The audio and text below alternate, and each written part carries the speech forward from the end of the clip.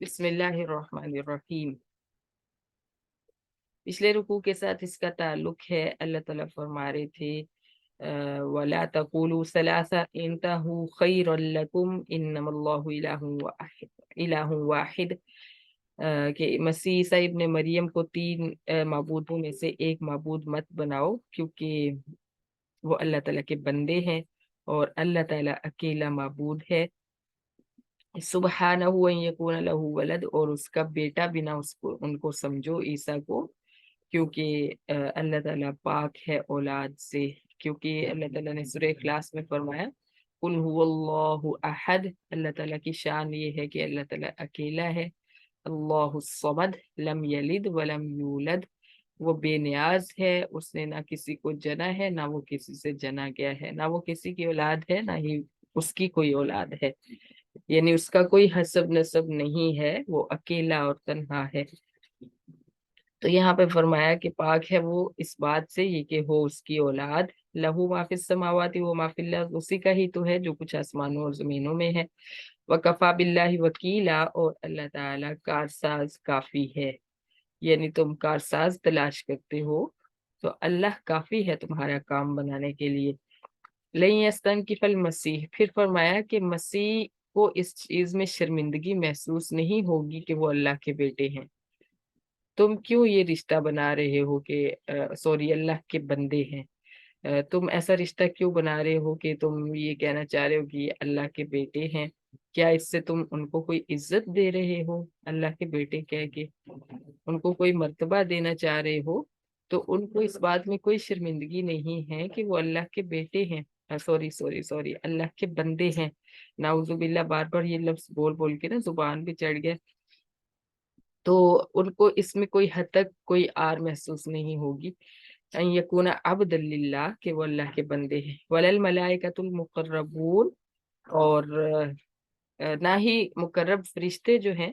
وہ اس بات میں آر محسوس کرتے ہیں کہ وہ اللہ تعالیٰ کے بندے ہیں۔ فرشتوں کو بھی یہ اللہ کی بیٹیاں بناتے ہیں نا کفار مکہ، ایسے ظالم لوگ ہیں کہ اللہ تعالیٰ کی شان کو پہچانا ہی نہیں۔ اللہ تعالیٰ کو بھی انہوں نے کسی اپنے معاشرے کے ایک انسان کی طرح سمجھا، اسی لیے تو اس کا حسب نسب تلاش کر رہے ہیں، کبھی اس کا سسرال تلاش کرتے ہیں۔ کہتے تھے کہ جن اللہ کا سسرال ہے، نعوذ باللہ۔ اور کسی قوم نے کوئی بیٹا بنا دیا، کسی قوم نے کوئی بیٹا بنا دیا، تو اللہ کی شان کو پہچانا ہی نہیں۔ اللہ تو وہ ہے جس نے اتنی بڑی کائنات بنائی اور اس کائنات کے اندر اتنی قسم کی مخلوقات بنائی کہ کوئی ان مخلوقات کو جانتا ہی نہیں۔ تو جو اتنا بڑا خالق ہو، کیا وہ اپنے لیے بیٹا بنائے گا؟ کیا اس کو اس چیز کی ضرورت ہوگی کہ کوئی اس کو بیٹا عطا کرے؟ اللہ کی شان ان چیزوں سے بہت بلند ہے، اور بیٹوں کا محتاج تو کوئی کمزور انسان یا کمزور مخلوق ہوتی ہے، جن کو یہ امید ہوتی ہے کہ بڑھاپے میں جب ہم بوڑھے ہو جائیں گے تو یہ بیٹے ہماری خدمت کریں گے، یہ کمائی کر کے لائیں گے اور ہم آرام سے بیٹھ کے کھائیں گے۔ تو یہ والے مسائل اللہ کے ساتھ تو ہیں ہی نہیں، وہ تو ان چیزوں سے بلند اور برتر ہے۔ پھر اللہ تعالیٰ نے فرمایا وَمَن يَسْتَنْكِفْ عَنْ عِبَادَتِهِ، اور ہاں عیسیٰ اور فرشتے تو آر محسوس نہیں کرتے حد تک اور بے عزتی نہیں سمجھتے اللہ کے بندے ہونے میں، لیکن اگر کوئی شخص اللہ کی عبادت میں آر محسوس کرے گا وَيَسْتَكْبِرْ، اور تکبر کرے گا، فَسَيَحْشُرُهُمْ إِلَيْهِ جَمِيعًا، تو جلدی اللہ تعالیٰ ان سب کو اپنی طرف اکٹھا کر لے گا، یعنی حساب کتاب اللہ ان سے لے لے گا۔ تو عبادت کے اندر بہت ساری چیزیں آ جاتی ہیں جن میں آج کل ہم آر محسوس کر رہے ہیں۔ دین پر، شریعت پر چلنے میں ہمیں بے عزتی لگتی ہے، ہمیں لگتا ہے لوگ کہیں گے ان کو فیشن کا ہی نہیں پتا،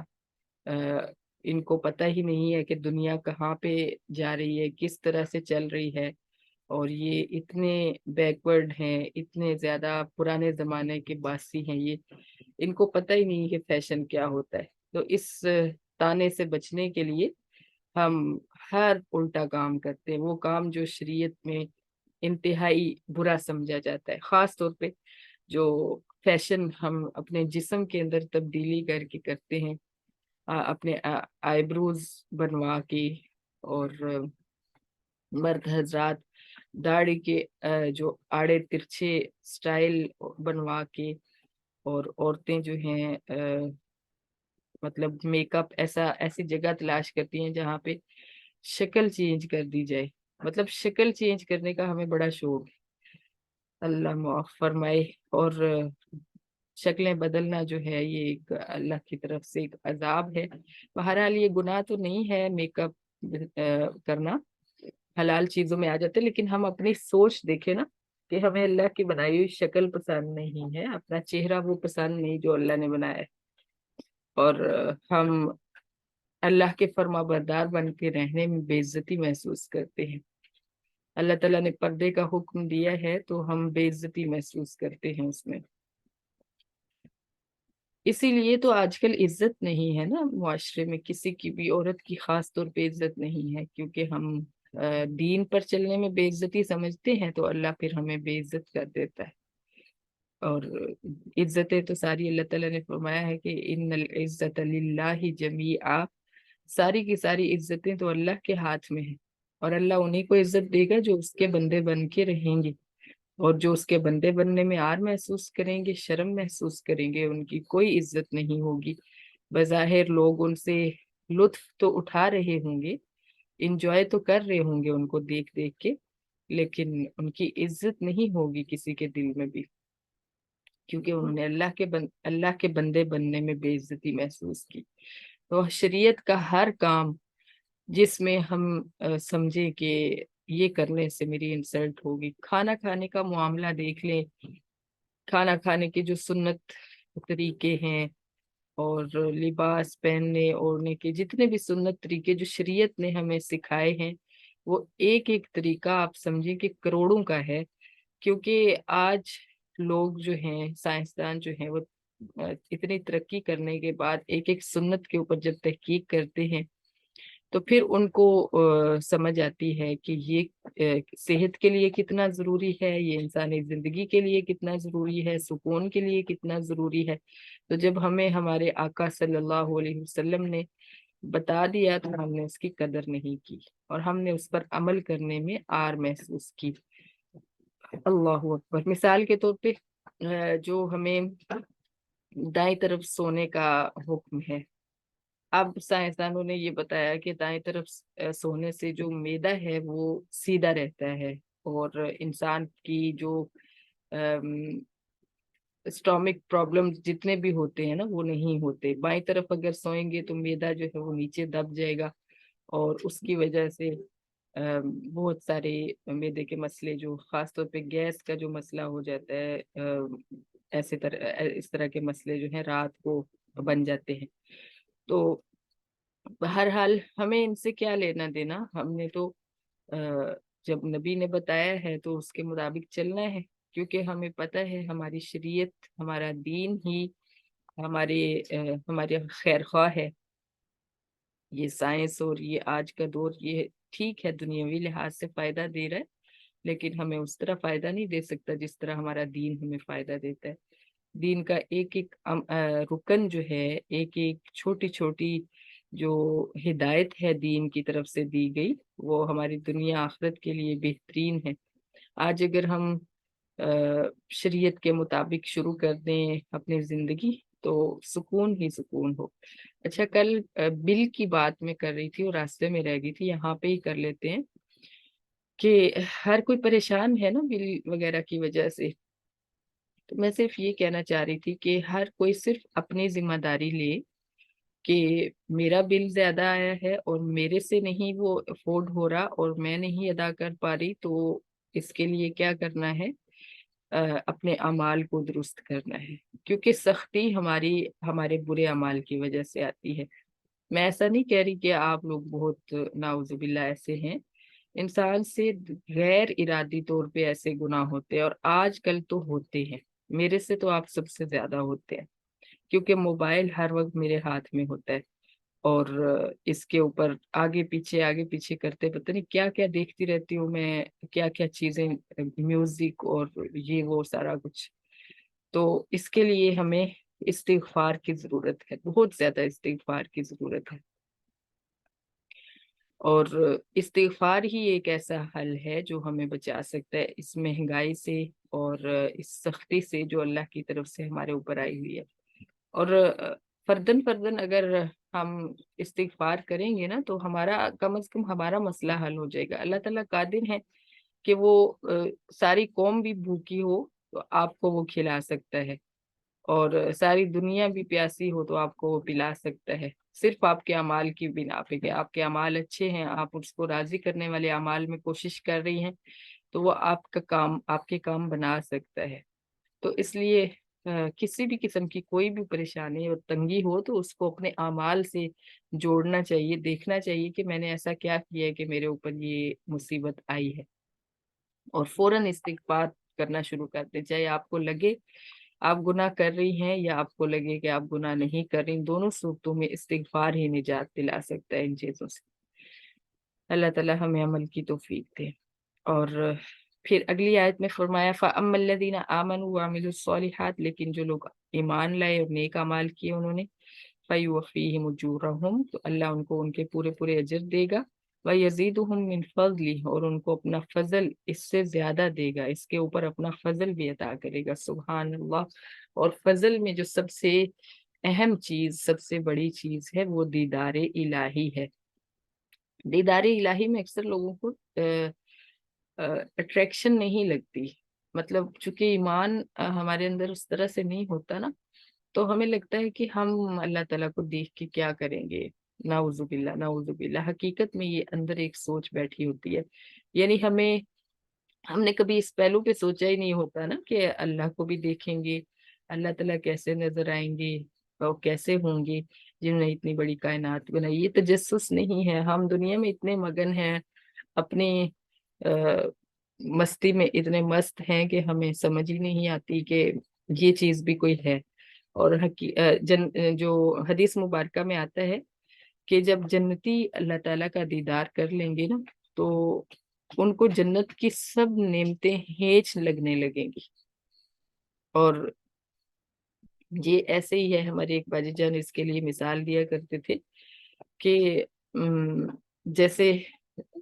ایک دلہن جو ہے اس کا آپ روم بہت اچھا سا ڈیکوریٹ کریں اور اس کو بھی خود بھی بہت اچھا سا سجائیں اور اس کو مالا مال کر دیں زیورات سے بھی اور ہر چیز سے، کوئی اس کی خواہش ادھوری نہ رہے، لیکن اس کا خاوند جو ہے وہی اس کے پاس نہ آئے، یعنی اس کو نہ دیکھے، اس کی تعریف نہ کرے، تو اس کو وہ ساری نعمتیں بری لگنے لگ جائیں گی، اس کو وہ کچھ بھی اچھا نہیں لگے گا۔ تو اگر خاوند اس کو سراہے گا تو پھر اس کو وہ ساری نعمتیں جو ہیں ان میں بھی کشش لگنے لگے گی، وہ بھی اچھی لگنے لگیں گی۔ تو یہی حال ہوگا قیامت کے دن جب جنتی جنت میں جائیں گے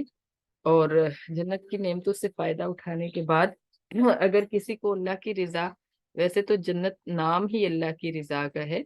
لیکن بالفرض اس کو فرض کر دیں کہ اگر اللہ کا دیدار نصیب نہیں ہوگا، صرف جنت ملے گی، تو اس کی جنت کا مزہ کرکرا ہو جائے گا۔ تو اس لیے قیامت کے دن اللہ تعالیٰ جنت میں داخل کرنے کے بعد، ساری نعمتیں عطا کرنے کے بعد آخر میں اپنا دیدار کروائیں گے اور اپنے چہرے سے نقاب ہٹائیں گے اور فرمائیں گے سلام علیکم، سلامتی ہو تم پر، سلام قول من رب الرحیم ہوگا نا، سورۃ یاسین میں ہم نے پڑھا ہے سلام قول من رب الرحیم، اللہ تعالیٰ فرمائیں گے رب رحیم کی طرف سے تم پر سلامتی ہو۔ سبحان اللہ، کیا وہ سین ہوگا، آپ سوچا کیجئے، اس چیز کو تصور کیا کیجئے، کیونکہ ہماری جو سوچ ہوتی ہے نا وہی ہمیں ملتی ہے، تو سوچا ضرور کریں، کوشش کیا کریں کہ اللہ تعالیٰ کا تصور کریں، کیونکہ اس کی اٹریکشن پیدا کرنے کا ایک اور طریقہ بھی ہے کہ آپ دنیا میں اگر کوئی حسین چیز دیکھیں، کوئی خوبصورت بچہ دیکھیں، کوئی خوبصورت انسان دیکھیں، کوئی نظارہ دیکھیں، کوئی ایسی جگہ دیکھیں جس کو دیکھ کے آپ اس میں کھو جائیں، تو اس وقت رب کا تصور کیا کریں کہ اس کو بنانے والا کیسا ہوگا، جس کا کیونکہ ایک آرٹسٹ جو ہوتا ہے اس کو اس کی آرٹ کو دیکھ کے ہم سوچتے ہیں نا کہ کیسا اس کا ذہن ہے، کیسا پیارا اس کا جو ہے وہ سوچ ہے، جس کی وجہ سے یہ تخلیق کرتا ہے اتنی اچھی. تو اللہ کی ذات کیسی حسین ہے جو اتنی حسین چیزیں پیدا کر دیتی ہے کہ انسان دنیا میں ہی مگن ہو جاتا ہے، اتنا زیادہ مگن ہو جاتا ہے خوبصورتی دیکھ کے کہ جو ہے اس کو لگتا ہے کہ جیسے وہ کھو گیا ہے. تو پھر اللہ تعالیٰ جس نے وہ حسن پیدا کیا ہے کسی بھی قسم کا، جس میں آپ کھو جاتے ہیں، دیکھ کے مگن ہو جاتے ہیں،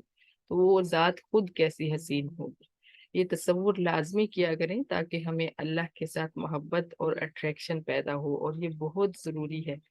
آج کل ہمارے دل گندگیاں دیکھ دیکھ کے اتنے سیاہ ہو چکے ہوتے ہیں کہ ہمیں اللہ سے محبت، نبی سے محبت محسوس ہی نہیں ہوتی. ہمارا خیال ہی اس طرف نہیں جاتا کہ ان سے محبت میں کیا لذت ہوگی، کیا سکون ہوگا. اور دعا بھی کرتے ہیں اللہ تعالیٰ سے کہ اللہ تعالیٰ ہمیں اپنی محبت عطا فرما دے. اللہم انا نسألک حبک وحب من یحبک وحب عمل یقرب الى حبک. اچھا جی، آگے اللہ تعالیٰ فرماتے ہیں جی من فضل ہی سے یہ بات شروع ہوئی تھی کہ اللہ کا فضل جو ہے اس کی جو آخری چیز ہوگی وہ اللہ تعالیٰ کا دیدار ہوگا. یعنی جنت تو ان کے اعمال کے مطابق ان کو دے دی جائے گی جنتیوں کے، جو زیادہ اللہ تعالیٰ دیں گے وہ اپنا دیدار عطا فرمائیں گے. اللہ تعالیٰ ہمیں بھی عطا فرمائے. اس کے لیے اپنی نظر کی حفاظت کرنا بہت ضروری ہے، کیونکہ اگر دنیا کی غلاظتیں ہم دیکھتے رہیں گے نا تو اسی نظر سے اللہ کو کیسے دیکھ سکیں گے. اللہ کو دیکھنے کے لیے اس نظر کو پاکیزہ رکھنا ضروری ہے. وَأَمَّا الَّذِينَ اسْتَنكَفُوا وَاسْتَكْبَرُوا، اور جن لوگوں نے آر محسوس کی اللہ کی عبادت میں اور تکبر کیا تو ان کو اللہ تعالیٰ عذاب دیں گے.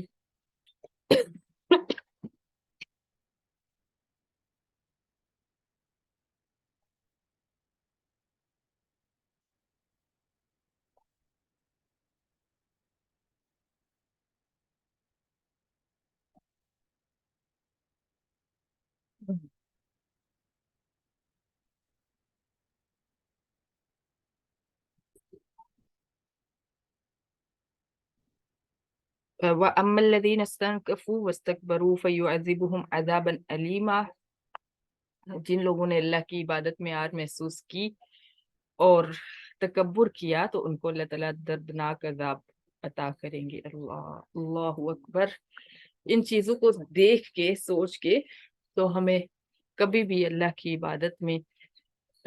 اور اللہ تعالیٰ کے بنائے ہوئے شریعت اور قانون میں آر نہیں محسوس کرنی. اس پر عمل کرتے ہوئے اکثر ایسا ہوتا ہے کھانا کھانے ہم جاتے ہیں نا، سب لوگ کھڑے ہو کے کھانا کھا رہے ہوتے ہیں اور وہاں ایک رواج سب بن جاتا ہے، ماحول سا بن جاتا ہے کہ کھڑے ہو کے کھا رہے ہیں سب. تو ہم میں سے کوئی اگر بیٹھ کے کھانا کھائے نا تو لوگ تعجب سے دیکھتے ہیں کہ یہ کیسا پرانے زمانے کی اس کی سوچ ہے، پرانی سوچ ہے. تو ہم پھر اس شرمندگی سے بچنے کے لیے ہم بھی کھڑے ہو جاتے ہیں، حالانکہ ہمیں پتہ ہوتا ہے بیٹھ کے کھانا سنت ہے. تو یہ ہم آر محسوس کر رہے ہوتے ہیں اللہ کی عبادت میں، اللہ تعالیٰ کے قانون میں. ان چیزوں سے انشاءاللہ ہم نے بچنا ہے کیونکہ اللہ تعالیٰ اس کے بارے میں ناراضگی کا اظہار فرما رہے ہیں. وَلَا يَجِدُونَ لَهُم مِّن دُونِ اللَّهِ وَلِيًّا وَلَا نَصِيرًا، اور اللہ تعالیٰ فرماتے ہیں کہ وہ اپنے لیے نہ کوئی دوست پائیں گے اور نہ ہی کوئی مددگار ہوگا ان کا. یا ایھا الناس قد جاءکم برہان من ربکم، سورت کے آخر میں پھر اللہ تعالیٰ نے فرمایا گیا ہے تمام لوگوں تمہارے رب کی طرف سے ایک برہان، ایک دلیل آ چکی ہے، یعنی قرآن مجید. وَأَنزَلْنَا إِلَيْكُمْ نُورًا مُبِينًا، اور ہم نے تمہاری طرف ایک روشن، ایک واضح نور بھیجا ہے. سبحان اللہ. اللہ تعالیٰ فرما رہے ہیں کہ ہم نے بھیجا ہے تمہاری طرف ایک نور، اور نور جو ہے قرآن کو فرمایا گیا. یہ دونوں صفات قرآن کی، برہان بھی اور نور بھی.